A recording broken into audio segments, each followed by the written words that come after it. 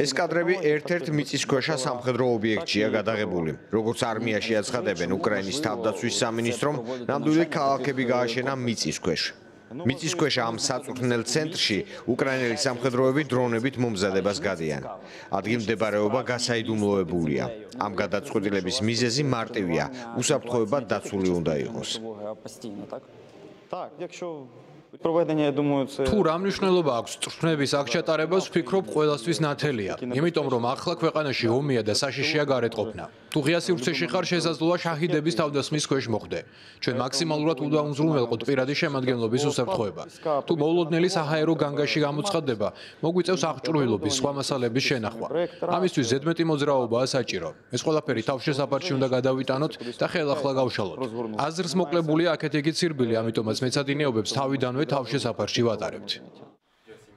დრონის ოპერატორების მომზადება უკრაინის არმიისთვის ერთ-ერთი პრიორიტეტული მიმართულებაა. სწორედ დრონების ოპერატორებმა შექმნეს ის სიტუაცია ფრონტის ხაზზე, რომელზეც რუსი სამხედრო ბლოგერები და რუსეთის დუმის ყოფილი დეპუტატებიც საუბრობენ. მათი თქმით, ომის დროს უკრაინული დრონები ყველგან დაფრინავენ. ისეთი აქტიური სამხედრო მოქმედებების დროს კი, როგორც ბოლო პერიოდში, დონეცკის ოლქის ცენტრალურ მიმართულებაზეა, ახალი ცოცხალი ძალის მიწოდება უმნიშვნელოვანესია.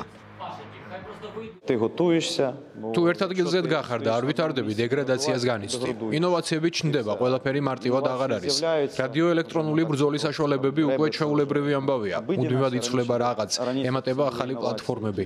უნდა ვაკონტროლოთ ყველა აქტუალური ცვლილება და როგორმე მოვერგოთ ამ ყველაფერს.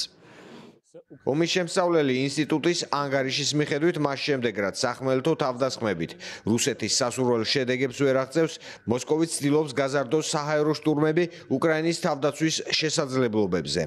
რადგან ბოლო პერიოდში უკრაინის სამხედრო ინდუსტრია მნიშვნელოვნად გაიზარდა. როგორც ჩანს, სამხედრო ობიექტების მიწისქვეშ გადატანის პროცესი წარმატებით მიმდინარეობს. მიწისქვეშ არა მარტო სარაკეტო სისტემების შექმნის პროცესი, არამედ ჯარისკაცთა მოსამზადებელი ცენტრებიც გადავიდა. ასეთი მიწისქვეშა ქალაქები აუცილებელია, რათა ერთი მხრივ უზრუნველყოფილი იყოს უკრაინელი სამხედრო მოსამსახურეების უსაფრთხოება, მეორე მხრივ კი სწავლების უწყვეტი პროცესი.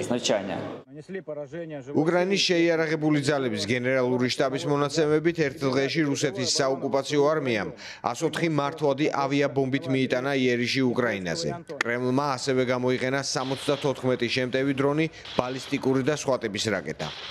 ინტენსიური საჰაერო იერიშებით რუსეთი ცდილობს უკრაინის მზარდი სამხედრო ინდუსტრიის შეფერხებას.